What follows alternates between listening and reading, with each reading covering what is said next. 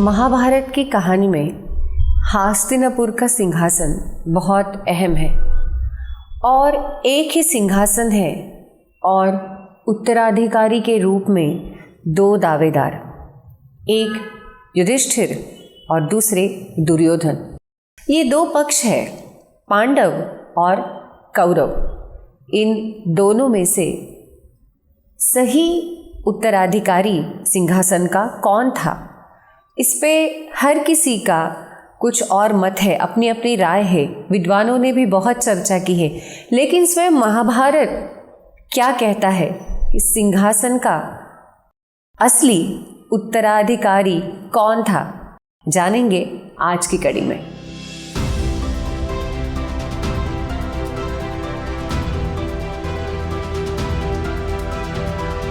द्रोणाचार्य अपने शिष्यों को, कौरवों को, पांडवों को कैसे सिखाते थे और उन्होंने क्या क्या विद्याएं उन्हें प्रदान की, ये तो हमने पिछली कड़ी में देखा। उसके बाद हस्तिनापुर में एक रंग प्रदर्शन हुआ जिसमें सारे राजपुत्रों ने अपना अपना कौशल्य दिखाया और तभी एक युवक वहाँ पे प्रकट हुए जिन्होंने चाहा कि वो अर्जुन से मुकाबला करे। और क्योंकि वो राजपुत्र नहीं थे, किसी देश के सेनापति नहीं थे, इसीलिए वो राजपुत्र से मुकाबला करने के लिए पात्र नहीं थे उन दिनों जो नियम थे उसके अनुसार। लेकिन तभी एक चर्चा हुई थी वहाँ कि गुणों को महत्व देना चाहिए या जन्म को।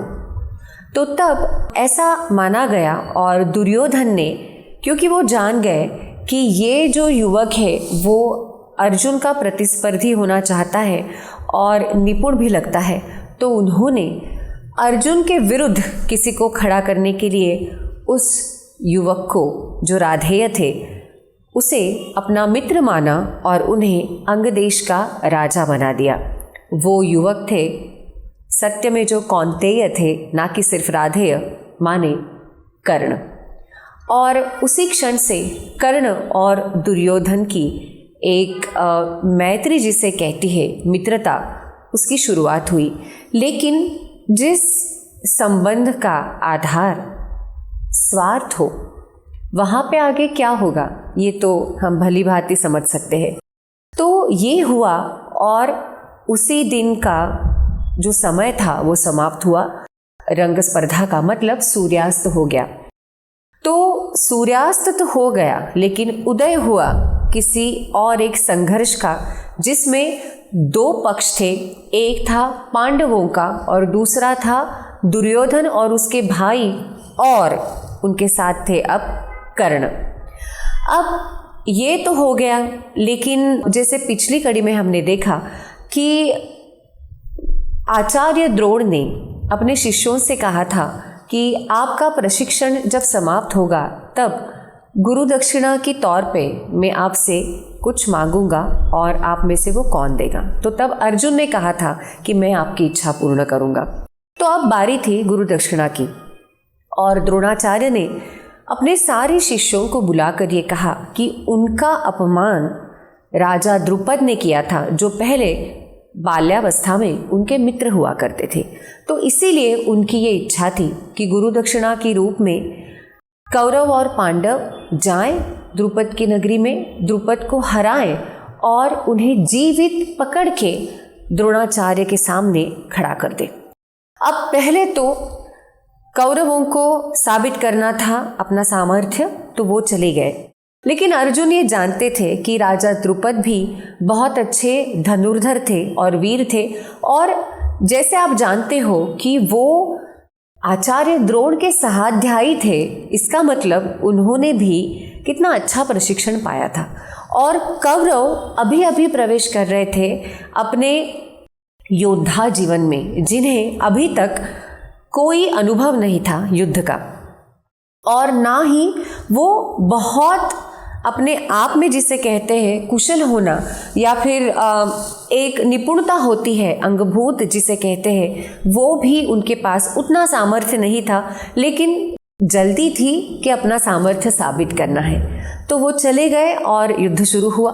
लेकिन उस युद्ध में राजा द्रुपद भारी पड़ने लगे कौरवों पे।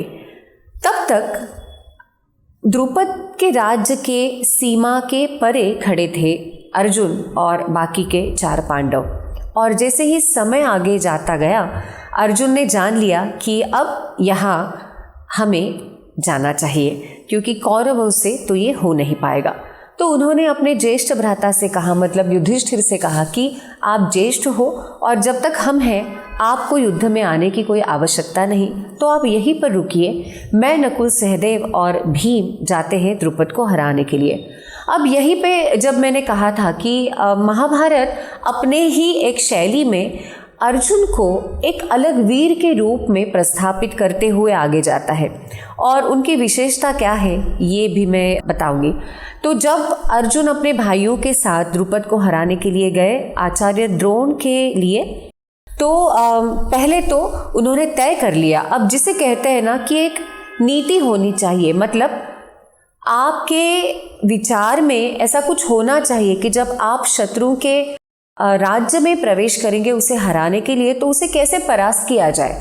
आपके मन में कुछ विचार होना चाहिए, जिसे स्ट्रैटेजी कहते हैं, वो कुछ होनी चाहिए। तो ये तो छोटा युद्ध था और 4 ही लोग थे पांडवों में से, लेकिन अर्जुन ने वहाँ भी अपनी नीति दिखाई और उन्होंने कहा कि भीम आगे होंगे जो गदा युद्ध करेंगे और बाकी के भी अस्त्र प्रयुक्त होंगे, लेकिन भीम का जो उनका विशेष था वो था उनका बल, और स्वयं अर्जुन मुख्य धनुर्धर के रूप में आगे जाएंगे।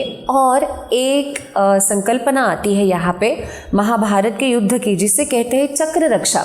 मतलब जो रथी होते थे, जो रथ पे सवार होते थे, अगर उस रथ के 2 ही पहियों के रथ थे महाभारत में, आप ये अवश्य जाने, क्योंकि लगता है कि 4 चक्र होते थे, लेकिन नहीं। अगर आप महाभारत के श्लोक पढ़ें तो आप ये जान पाएंगे कि तब युद्ध में 2 पहियों के, मतलब 2 चक्रों के ही रथ होते थे।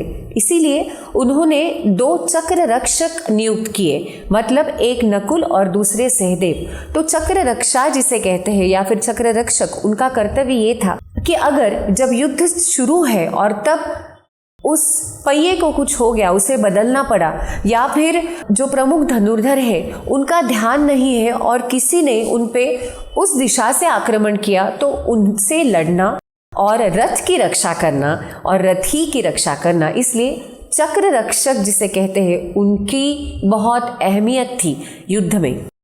तो ऐसे ये चारों पांडव चले गए द्रुपद राज्य के सामने, और भीतर जाते हुए उन्होंने एक घनघोर संग्राम किया, और उस संग्राम के अंत में द्रुपद राजा हार गए अर्जुन से। अर्जुन ने उन्हें बांधा और वो जा रहे थे अपने गुरु की ओर।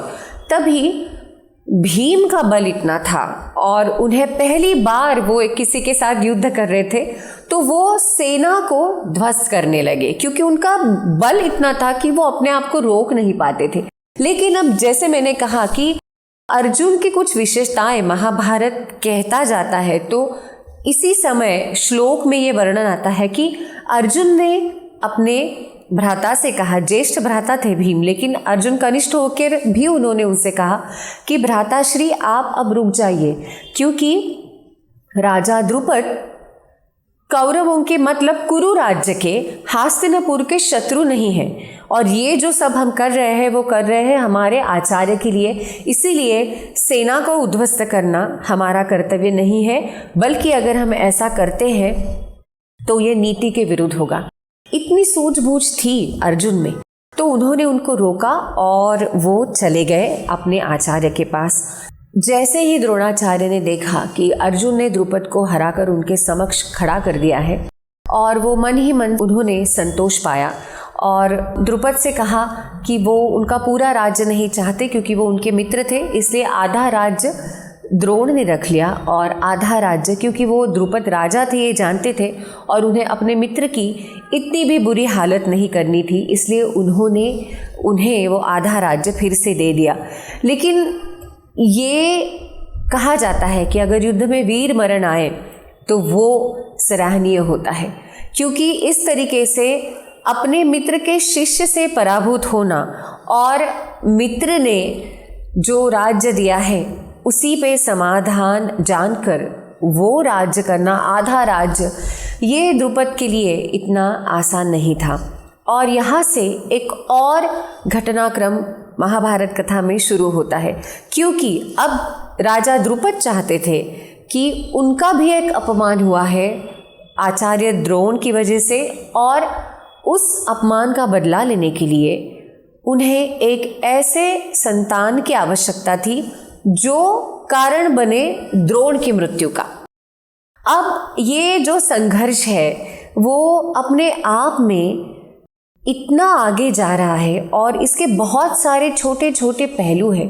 तो जब भारतीय युद्ध होगा, मतलब जो संग्राम है कौरव और पांडवों का अंतिम संग्राम वो होगा, तब केवल प्रतिपक्ष के रूप में सिर्फ कौरव और पांडव नहीं थे, उनके साथ साथ हर एक वीर का, हर जो एक अहम किरदार है महाभारत का, उनका अपना अपना भी कुछ अहंकार, उनकी इच्छाएं, उनका जो बदला लेना है उन्हें किसी का, ये सारी भावनाएं उस भारतीय युद्ध के रणांगण में समक्ष है एक दूसरे के। और इसीलिए ये किरदार भी अनोखे हैं, ये युद्ध भी अनोखे हैं, और इसमें से जो हम सीख लेते हैं वो भी अनोखी है, क्योंकि कहाँ पे क्या पकड़ के रखना चाहिए, क्या छोड़ना चाहिए, ये अगर इंसान ना समझ सके तो अंततोगत्वा परिणति किसी भयंकर युद्ध में होती है।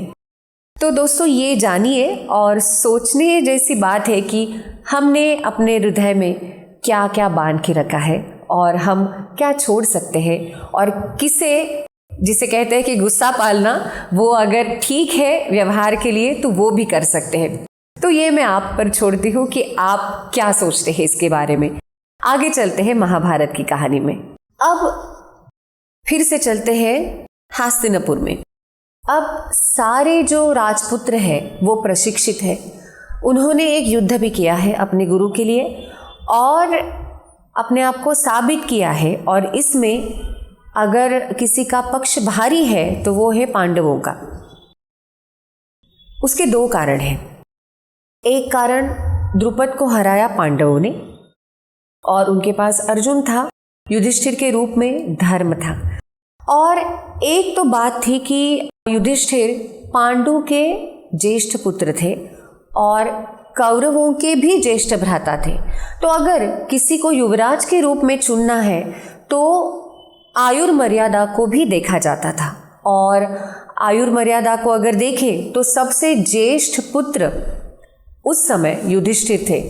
और अगर हम विरासत की बात करें कि उत्तराधिकारी के रूप में किससे वो विरासत आई है, किसने क्या पाया है, तो पांडु पहले राजा हुए थे, क्योंकि धृतराष्ट्र ज्येष्ठ होते हुए भी जन्मांध थे, और राजा बनने के लिए जो गुण पाए जाते हैं या फिर जिसकी आवश्यकता होती है, उसमें अगर राजा अंधा हो तो प्रजा के लिए वो भी ठीक नहीं होता। इसलिए आपद धर्म है, मतलब जब कोई और रास्ता नहीं है तब किसी अंध व्यक्ति को राज्य सौंपना, लेकिन जब तक विकल्प है आपके पास, और पांडु जैसा विकल्प था, हस्तिनापुर में भीष्म ने पांडु को ही राजा चुना था।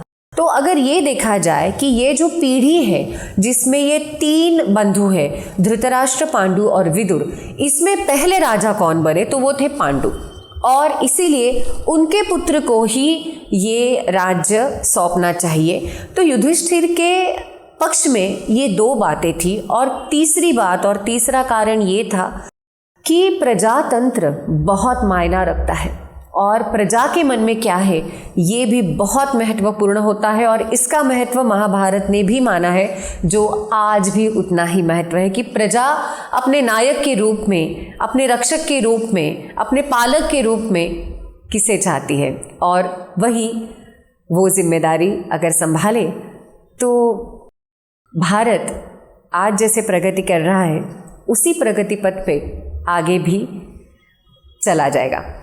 तो प्रजा ये चाहती थी और ये मानती थी कि युधिष्ठिर सबसे काबिल है, सबसे पात्र है राजा होने के लिए। वो सब प्रेम करते थे युधिष्ठिर से, क्योंकि वो जानते थे कि युधिष्ठिर के मन में धर्म बसता है और अगर युधिष्ठिर हमारे राजा बने तो हमारी प्रजा बहुत, मतलब जो हम सब लोग हैं, हस्तिनापुर की प्रजा है, वो सब अच्छे से रहेंगे। और वो बहुत विश्वास करते थे। ये विश्वास प्रजा के मन में दुर्योधन के प्रति नहीं था। और जैसे ही रंग प्रदर्शन हुआ उसके बाद 1 साल तक ये सब चर्चाएं शुरू थी प्रजाजनों में, और ये सब बातें दुर्योधन सुन रहे थे। और ये सुनते सुनते उनके मन में जो उनके बचपन से ईर्ष्या थी पांडवों के विरुद्ध और उनकी जो सत्ता की अभिलाषा थी वो और अधिक जागरूक हो उठी। और उन्होंने ये जान लिया कि प्रजा के मन में प्रजा का झुकाव मतलब युधिष्ठिर के पक्ष में है, पांडवों के पक्ष में है। और अगर हम विरासत की बात करें तो उत्तराधिकारी के रूप में जो राजधर्म भी कहता है वो युधिष्ठिर के पक्ष में है। अब वो चले गए अपने पिता के पास और धृतराष्ट्र से उन्होंने ये कहा कि आप ज्येष्ठ थे लेकिन आप राजा हो नहीं पाए और राजा बन गए पांडु। अब इसी हिसाब से ये राज कारोबार जो है ये सिंहासन जाएगा युधिष्ठिर की ओर और प्रजा भी यही चाहती है। और अगर हम राजधर्म को देखें और राजगद्दी के नियम को देखें तो इसी नियम के अनुसार पांडु के ज्येष्ठ पुत्र को ही ये जाना चाहिए सिंहासन हस्तिनापुर का, और युधिष्ठिर के पश्चात युधिष्ठिर के पुत्र को या फिर पांडवों के पुत्रों में से कोई एक होगा जिसे ये सिंहासन सौंपा जाएगा। इसका मतलब मेरे भाई और मेरे पुत्र हमेशा राज्य विहीन मतलब सिंहासन विहीन रहेंगे। अब यहाँ पे मैं आपको ये समाधान देना चाहती हूँ समस्या का कि जो लोग हमेशा ये कहते हैं, कुछ लोग ऐसे हैं वो कहते हैं कि दुर्योधन भी पात्र था, वो भी वीर थे और वो भी राजपुत्र थे तो उनका भी हक था सिंहासन पे। लेकिन हम क्या सोचते हैं वो अलग बात है और वो सारी बातें वो विचार बाद में आते हैं जब हम किसी ग्रंथ का अध्ययन कर रहे हैं। और वो अध्ययन अगर धर्म क्या है ये कहता है तो हमें ये जानना आवश्यक है कि वो ग्रंथ हमें क्या बताता है। और ग्रंथ ये कहता है कि युधिष्ठिर ही पूर्ण रूप से पात्र भी थे सिंहासन के लिए, राजा के रूप में युवराज पद के लिए, और राजधर्म के अनुसार भी हस्तिनापुर के धर्म के अनुसार भी युधिष्ठिर को ही सिंहासन सौंपा जाना चाहिए था। तो ये तो समाधान हो गया इस पहेली का कि सिंहासन पे किसका हक था, दुर्योधन का या युधिष्ठिर का। तो अब ये तो ग्रंथ ने हमें बता दिया, लेकिन यहाँ पे कहानी समाप्त नहीं होती, यहाँ पे एक नई कहानी शुरू होती है। अब राज्य के लिए, सत्ता के लिए कोई किसी हद तक जा सकता है, ये देखने वाली बात है। महाभारत के बारे में ये जो कहा जाता है कि जो महाभारत में लिखा है वही आप बाहर पाएंगे, और ऐसी कोई भी बात नहीं जो बाहर है और महाभारत में पाई नहीं जाती। यद इहास्ति तद अन्यत्र यद इह नास्ति न तत्क्वचित्।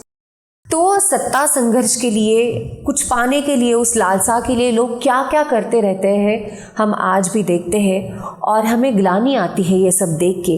लेकिन ये हो सकता है, इसका अनुमान महाभारतकार ने पहले ही किया था और इसीलिए ये सीख देने के लिए ये सब कथाएं लिखी है कि किसी मनुष्य ने इस हद तक नहीं जाना चाहिए। लेकिन अगर वो अपने आप पे उतर आए इस हद तक जाने के लिए तो वो क्या कर सकता है।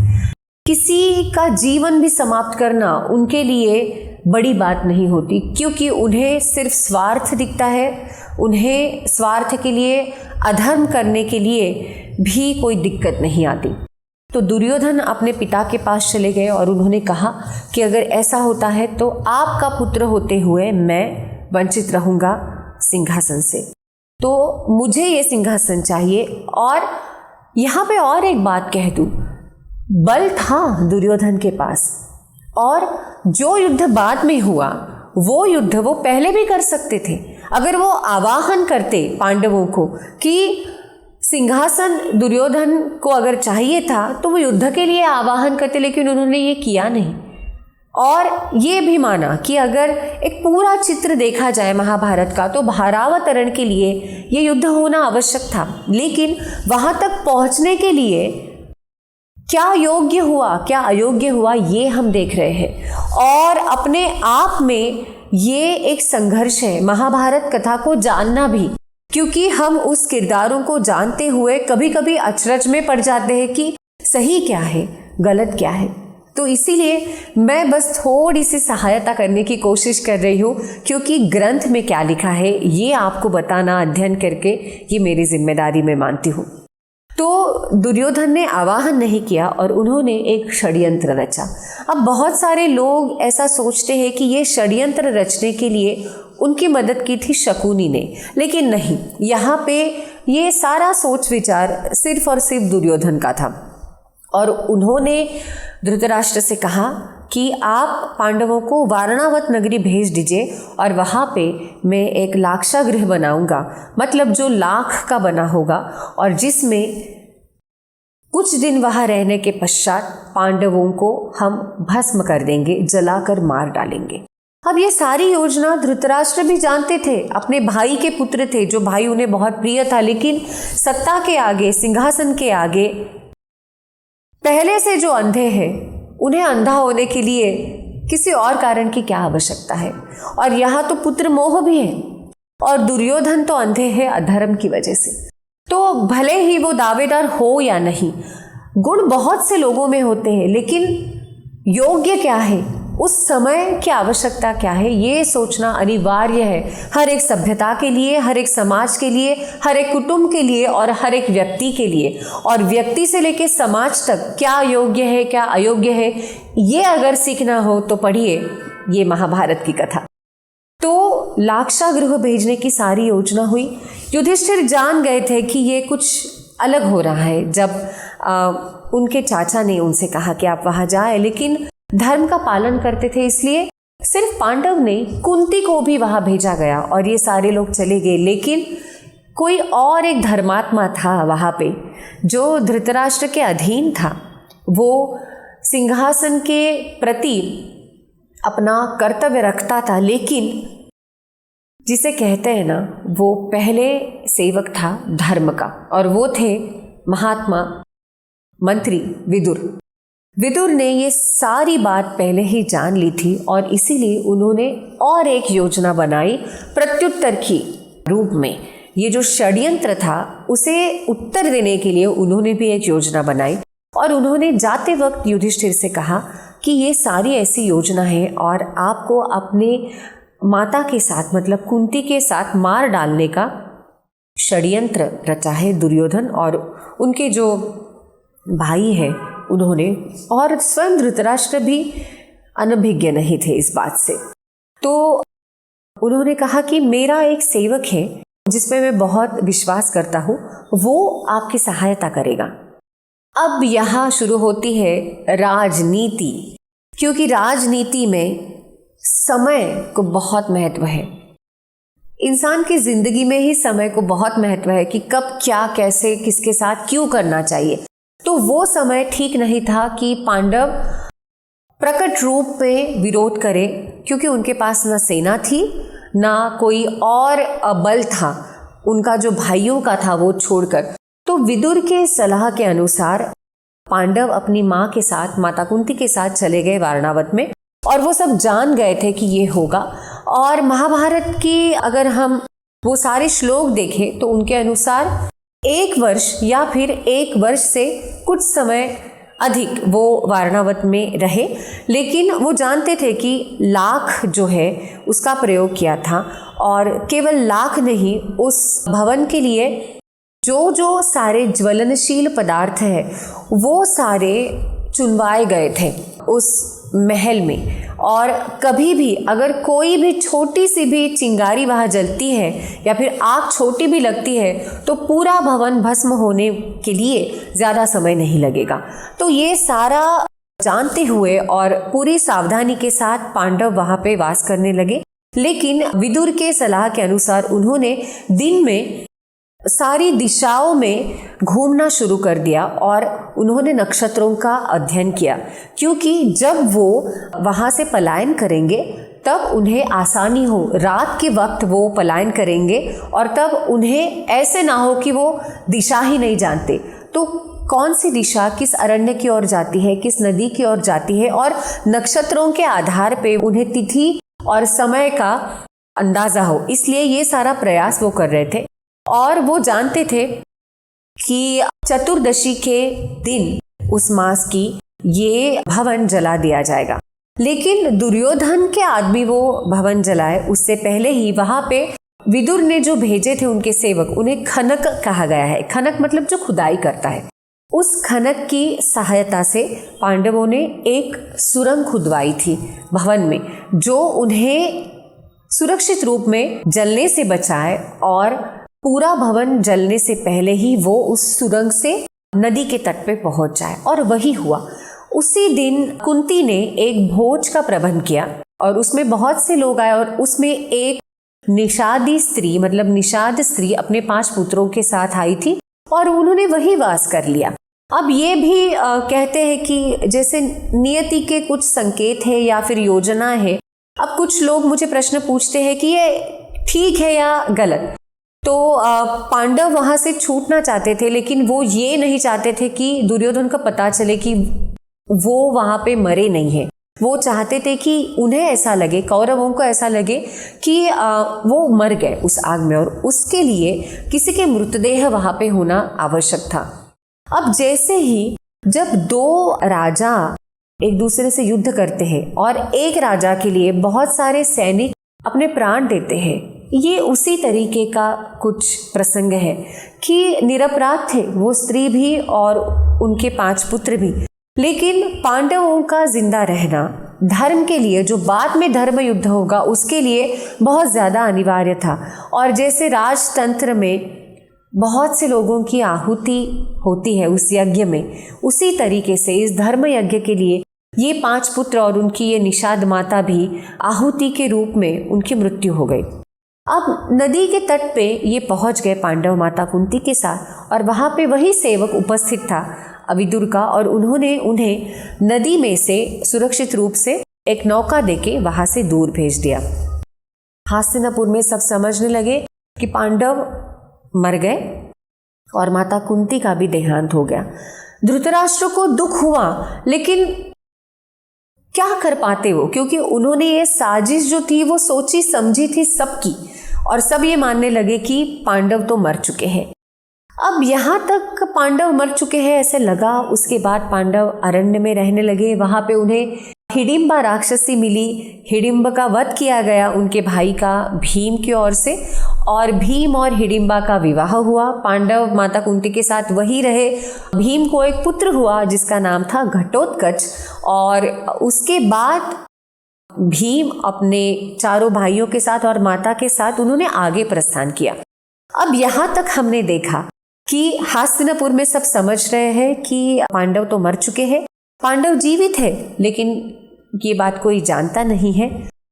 अब पांडवों को सबसे ज्यादा अगर किस चीज की आवश्यकता है तो शक्ति की, क्योंकि राज्य के बिना राजा राजपुत्र शक्तिहीन होते हैं, और इसीलिए अब इस कहानी में एक शक्ति का आविष्कार होगा।